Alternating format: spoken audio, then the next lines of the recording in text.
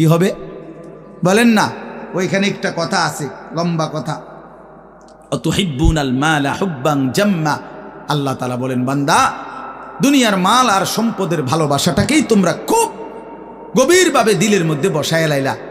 তবে মনে রাখো, দুনিয়াকে তুমি যত ভালোবাসো, যত মজবুত করো, যত বিল্ডিং, যত ফাইলিং, যত মজবুতই হোক না কেন, এটাই মনে রাখো, আমি আল্লাহ এই জমিন, এই সৃষ্টি একদিন ভেঙ্গে চুরে তছনছ করে ফেলব, চূর্ণ বিচূর্ণ হয়ে যাবে।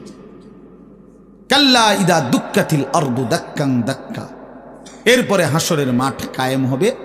তো হাসরের মাঠের দৃশ্যটা আল্লাহ তুলে ধরছে যে হাসরের মাঠ কায়েম হবে, মানুষগুলো সব দাঁড়ানো থাকবে, আদম থেকে ইসরাফিলের ফু পর্যন্ত।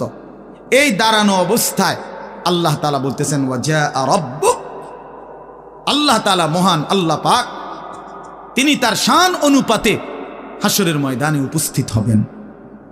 ওয়াল মালাকু সাফফান সাফফা, কোটি কোটি ফেরেশতা সারিবদ্ধভাবে লাইন ধরে দাঁড়াবে।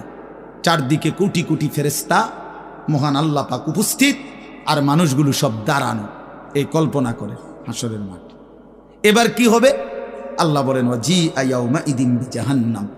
এই অবস্থায় ফেরেশতারা জাহান্নামকে ৭০,০০০ আগুনের শেকল দিয়ে টেনে হাসরের ময়দানে উপস্থিত করবে।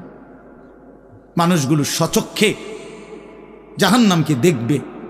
জাহান্নাম একটা বিকট তারা আগুনের গর্জন, তীব্র আগুনের যখন একটা গর্জন উঠবে, আল্লাহর কসম নবী বলছে, পুরা হাসরবাসী তখন চিৎকার দিয়া বলবে, ইয়া রব্বি নাফসি নাফসি, আয় মাওলা আমাকে বাঁচান, আমাকে বাঁচান।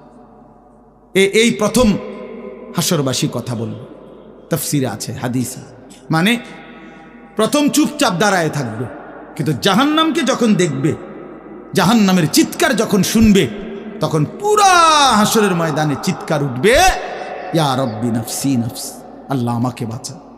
নবী সাল্লাল্লাহু আলাইহি ওয়াসাল্লাম বলেন, আল্লাহ তাআলা ফেরেশতারা যেন দেখাই দিবে ইব্রাহিম আলাইহিস সালামকে, ওই যে আপনার ছেলে ইসমাঈল, তার ব্যাপারে কিছু বলবেন।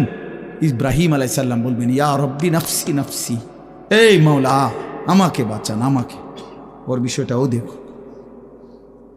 ইয়াকুব আলাইহিস সালাম, ওনার ছেলে ইউসুফ আলাইহিস সালাম, এটা সেই ছেলে 40টা বছর দুনিয়াতে যার জন্য উনি কাঁদছিলেন। ফেরেশতারা বলবো, ওই যে ইউসুফকে দেখা যায়, তার ব্যাপারে কিছু বলবেন। ইয়াকুব আলাইহিস সালাম বলবেন, ইয়া রব্বি নাফসি নাফসি, এই মাওলা আমারে বাঁচান, আমার। ওটাও বুঝো।